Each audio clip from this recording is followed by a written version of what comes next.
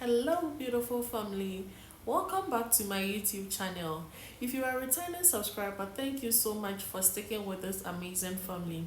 If you are new here, welcome to my channel. So on this channel, we do share amazing opportunities to move abroad, scholarship opportunities, free tuition, affordable options to move abroad.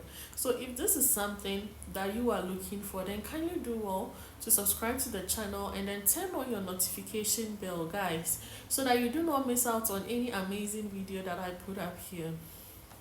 On today's episode of Studying Abroad with Wendy, I'm bringing you an opportunity on how you can actually do or apply for your Sweden residence permit. Guys, if you are here and you've gotten an admission from a Sweden institution and you are wondering what's next, how do I go about it, then stick with me to the end of the video as I explain to you how you can apply for your own Swedish resident permit.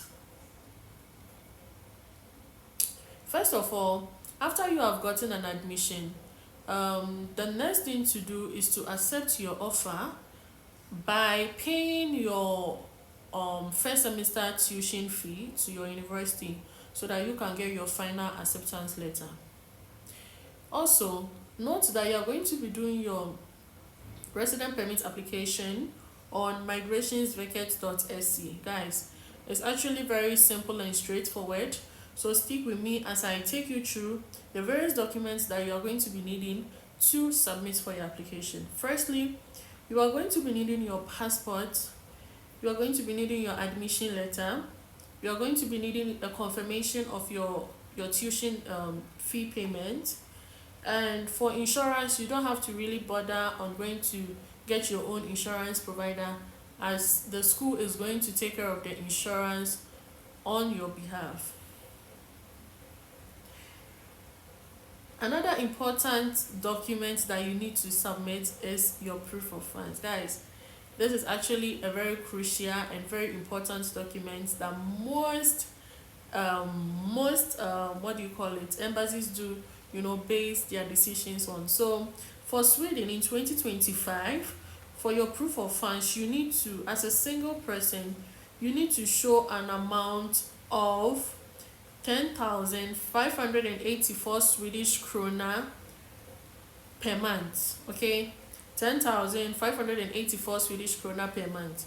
So with this, how you're going to do your calculation, that's 10,584. You have to multiply it by 12. You have to times it by 12. It has to be a 1 year amount. So when you times it by times 12, you are looking around 127,008 Swedish krona. Okay, so this is the amount you are looking at, or is expected to be in your bank statement. So if you convert this should be around 11,600 euros, depending on the exchange rate. So kindly do well to do your conversions right, and I'll always advise that at least make sure that the amount is not exactly as stated. At least put a certain amount to top it up, so that in case the rate should change, you'll be at the safe side. So if you are going with your family, that is your spouse and your kids, note that your spouse also has to show an additional amount, which is 4,410 Swedish krona per month. So the same way you multiplied yours, your spouse is also going to multiply it by 12 to get the amount that has to be in his or her statement.